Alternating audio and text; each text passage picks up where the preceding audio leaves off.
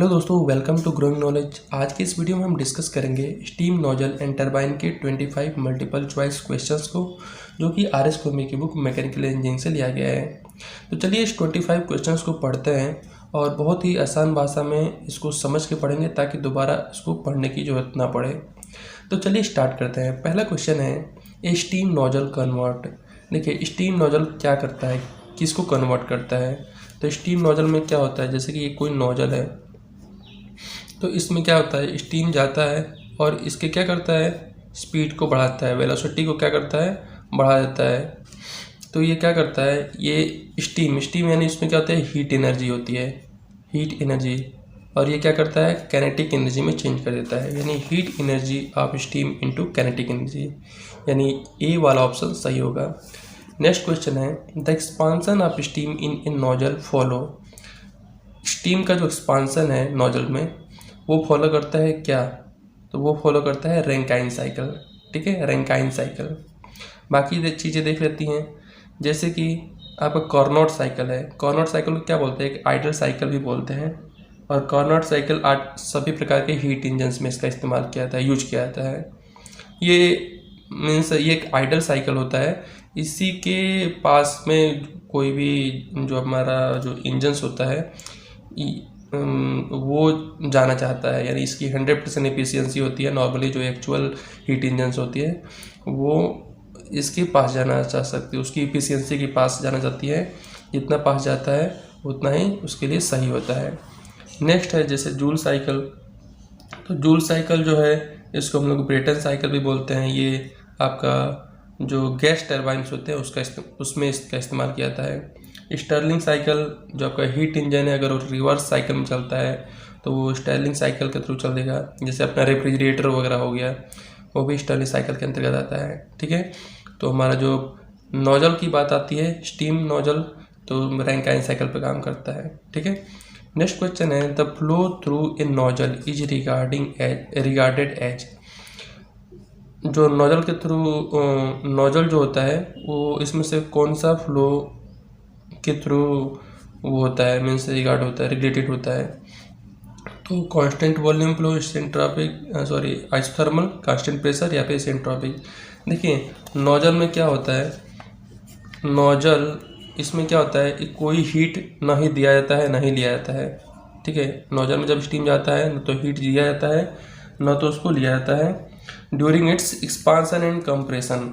ठीक है, तो वो कौन सा फ्लो कहलाता है, वो होता है इसेंट्रोपिक फ्लो। इसेंट्रोपिक फ्लो के अंतर्गत ना ही हीट दिया जाता है ना ही लिया जाता है, neither heat receive nor give out from during its expansion and compression. तो ये आपका इसेंट्रोपिक फ्लो हो गया।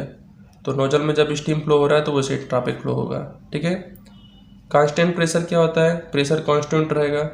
आइसोथर्मल में थर्मल यानी आपका टेम्परेचर कांस्टेंट रहेगा, कांस्टेंट वॉल्यूम रहेगा, जिसको आइसोक्रोनिक भी बोलते हैं, उसमें वॉल्यूम कांस्टेंट होता है। ठीक है, तो नोजल की बात की जाए स्टीम नोजल की, तो उसमें सेंट्रोपिक फ्लो होता है। नेक्स्ट क्वेश्चन है during flow through a nozzle no heat is supplied or rejected by the steam. मैंने वही बताया, सेंट्रोपिक फ्लो में क्या होता है, जब नोजल के थ्रू स्टीम फ्लो करता है तो न ही उसमें हीट दिया जाता है और न ही उसका हीट लिया जाता है, यानी neither heat receive nor out heat to the surrounding during its expansion and compression. तो ये आपका हो गया, बिल्कुल सही है, एग्री। नेक्स्ट क्वेश्चन है the variation of steam pressure in the nozzle depend upon.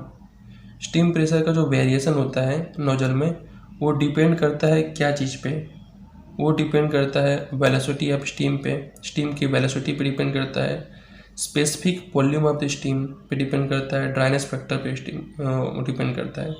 ये सारी चीज़ें जो है पे डिपेंड करता है उसका स्टीम प्रेशर का वेरिएशन। तो ऑल ऑफ दीज वाला ऑप्शन सही हो जाएगा। नेक्स्ट क्वेश्चन है in nozzle is said to be convergent nozzle when cross section. आप देखिए ये सबसे पहले हम लोग समझ लेते हैं नोजल कैसा होता है। ये आपका कन्वर्जेंट नोजल होता है, कन्वर्जेंट। ये आपका थ्रोट होता है, ये होता है आपका डाइवर्जेंट। ठीक है। तो कन्वर्जेंट में क्या होता है, cross section of the area decrease हो रहा है, ठीक है, और थ्रोट की तरफ जाते जाते ये क्या हो रहा है, बिल्कुल कम हो जा रहा है। थ्रोट के बाद में फिर ये बढ़ना चालू कर देता है। तो हमारा इसके हिसाब से हम लोग देखते हैं इस क्वेश्चन को। Nozzle is said to be convergent nozzle. तो ये आपका कन्वर्जेंट नोजल है, यहाँ से लेके यहाँ तक कन्वर्जेंट, और ये आपका हो गया डाइवर्जेंट। तो cross section of the nozzle increase continuously, increase तो हो नहीं रहा है, डिक्रीज हो रहा है।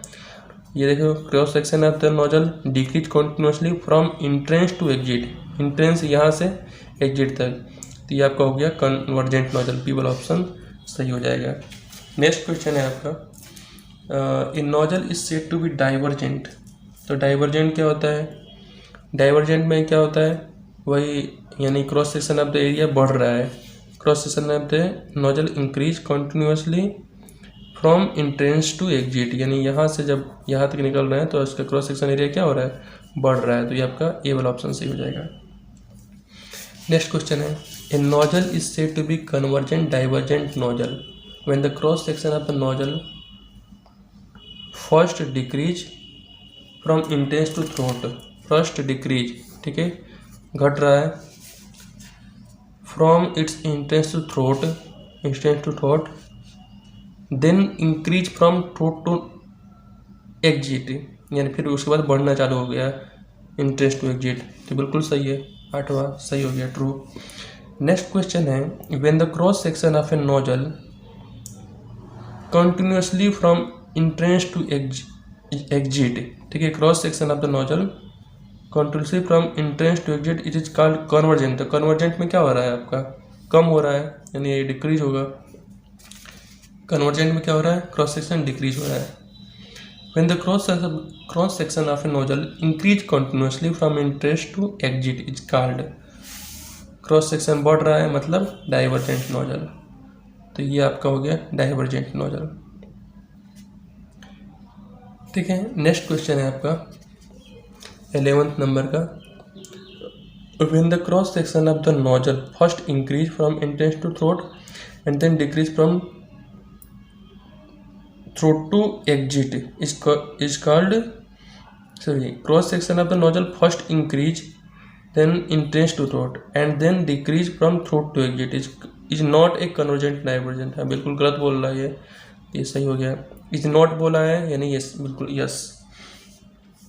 नेक्स्ट क्वेश्चन है, द प्रेशर ऑफ स्टीम, ठीक है, pressure of steam while flowing through a nozzle, जो जब नोजल के थ्रू स्टीम फ्लो हो रहा है तो उसमें प्रेशर क्या होगा।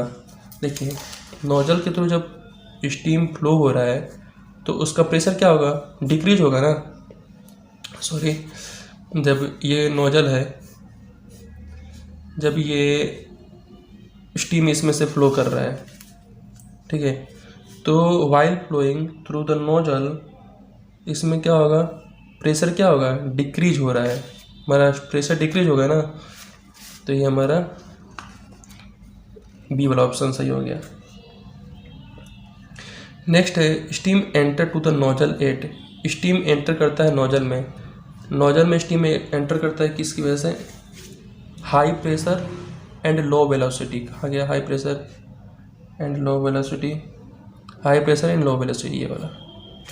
देखिए स्टीम में जब इसमें एंटर करेगा तो ये तो थ्रोट, इसका क्रॉस सेक्शन एरिया डिक्रीज हो रहा है, तो यहाँ पे क्या होगा, यहाँ पे क्रॉस सेक्शन एरिया डिक्रीज होगा तो प्रेशर क्या होगा, इंक्रीज होगा, और आपका जो आपका वेलोसिटी होगा, वेलोसिटी क्या हो जाएगा, यहाँ तो फास्ट आया बट यहाँ पे क्या हो जाएगा, स्लो हो जाएगा।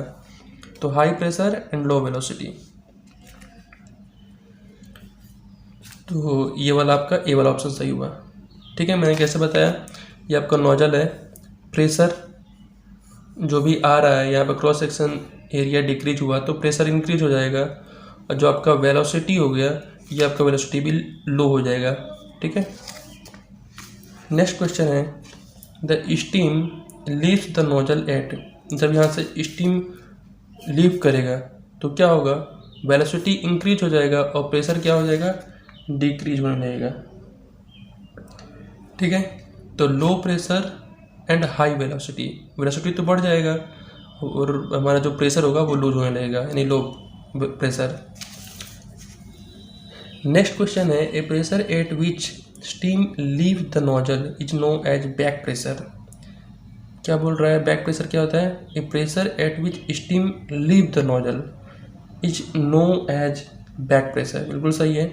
जब उसमें से जो नोजल से जो स्टीम छोड़ रहा है, नोजल से स्टीम जब बाहर निकल रहा है तो उस समय जो कहलाएगा वो बैक प्रेशर कहलाएगा।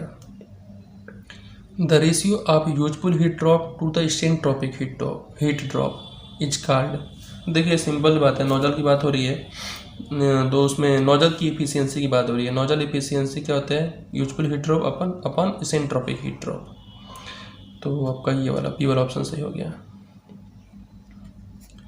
नेक्स्ट क्वेश्चन है in a nozzle whole fractional loss is assumed to occur between. Nozzle में जो फ्रैक्शनल लॉसेस होती हैं वो एज्यूम की जाती है अगर बिटवीन थ्रोट एंड एग्जिट। ठीक है, थ्रोट एंड एग्जिट के बीच में जो भी फ्रैक्शनल लॉसेस होती हैं वो एज्यूम की जाती है।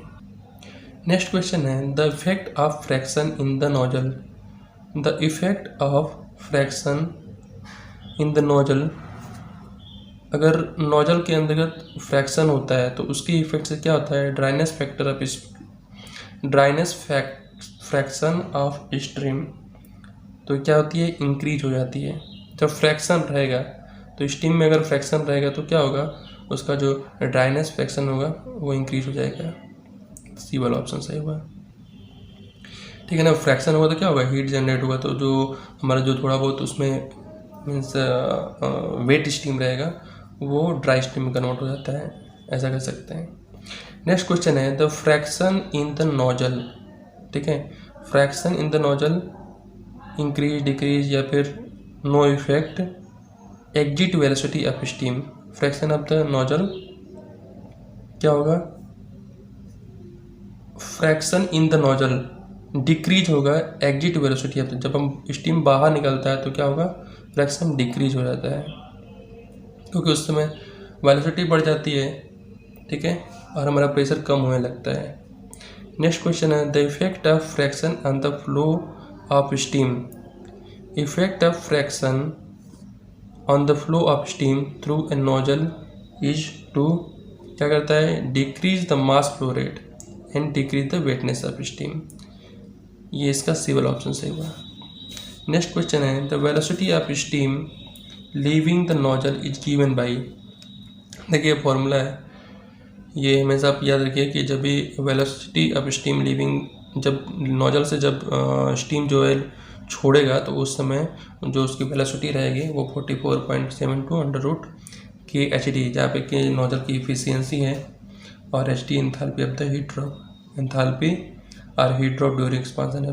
देखिए नेक्स्ट क्वेश्चन है, इसका सी वाला ऑप्शन सही हुआ, ये फॉर्मूला याद रखिए। नेक्स्ट क्वेश्चन है the fraction present between the steam and the nozzle surface. Fraction present between the steam and nozzle surface reduce the heat drop by, करीब 10 से आपका 15% तक हीट ड्रॉप होता है फ्रैक्शन की वजह से। नेक्स्ट क्वेश्चन है the pressure of steam eight throat of A steam nozzle is called critical pressure. बिल्कुल सही है, क्रिटिकल प्रेशर बोलते हैं। थ्रोट जब थ्रोट के टाइम पे जब प्रेशर रहता है वो होता है critical pressure. Critical pressure is the ratio given by, critical pressure का जो रेशियो होता है P2/P1 होता है। ठीक है, थ्रोट के बाद जो प्रेशर होता है अपॉन में initial pressure of steam. Next and last question है the critical pressure ratio for initial wet steam is. Critical pressure ratio of initial wet steam कितना होता है? देखिए वेट स्टीम, तो इसमें से जो सबसे ज़्यादा 0.582, ये वाला ऑप्शन सही हो जाएगा। देखिए इसमें जो 3 होती हैं क्रिटिकल प्रेशर रेशियो पर इनिशियल वेट स्टीम बोला है, एक होता है dry steam, super heated steam. सबका क्रिटिकल प्रेशर रेशियो याद करने का तरीका देखिए क्या है। इसमें देखें 0.546, 0.577, 0.582 ये ऑप्शन में। देखिए वेट, जब वेट स्टीम की बात की जाए तो इसमें से सबसे बड़ा कौन सा है, ये तो सब सेम है, पहला डिजिट दूसरा डिजिट। देखिए वेट स्टीम जो भारी होता है, याद करने का तरीका बता रहा हूँ, 0.582 ये सबसे भारी रहेगा, यानी ये critical speed critical ratio pressure ratio जो है वो इसका वेट स्टीम का रहेगा 0.582। वेट स्टीम के बाद क्या आता है, ड्राई स्टीम, उसके बाद सुपर हीटेड स्टीम। तो उसके बाद कौन सा हल्का रहेगा आपका, ड्राई, इससे छोटी वैल्यू, सॉरी ये वाला 77, ये आपका ड्राई स्टीम के लिए, और उससे कम आपका ये हो गया सुपर हीट का एक क्रिटिकल प्रेशर रेशियो है। ठीक है, कैसे हम लोग याद किया, देखिए वेट स्टीम भीगा है, इसमें वाटर की कंटेंट होते हैं, फिर उससे कम वाटर कंटेंट किस में होते हैं, ड्राई में होते हैं, उससे फिर कम वाटर कंटेंट किस में होता है, सुपर हीटेड। तो जिसमें सबसे ज़्यादा वेट रहेगा, वाटर कंटेंट रहेंगे, वो सबसे ज़्यादा बड़ी संख्या वाली 0.582, उसके बाद उससे कम 0.577, उससे कम 0.546। तो ये जो आपका क्रिटिकल प्रेशर रेशियो है, आप ऐसे करके आप याद कर सकते हैं। बाकी ऐसे बहुत कन्फ्यूजन रहता है, याद नहीं होता है, तो सिंपल आप ऐसे देख के बता सकते हैं। इसमें से 0.46 यानी वेट कम है, 0.46 यानी वैल्यू भी कम होगी, तो ये आपका सुपर हीटेड का हो गया, ये ड्राई स्टीम का हो गया, ये आपका वेट स्टीम का हो गया। तो कैसा लगा वीडियो अच्छा लगा तो वीडियो को लाइक कीजिए, और ऐसे ही ट्रिकी और समझ के और याद करके हम लोग बहुत सारे क्वेश्चंस में कोई कन्फ्यूजन रहता है तो ऐसे करके दूर कर सकते हैं। वीडियो अच्छा लगा तो वीडियो को लाइक कीजिए, हमारे चैनल को सब्सक्राइब कर सकते हैं अगर आप नए हैं तो। Thank you very much.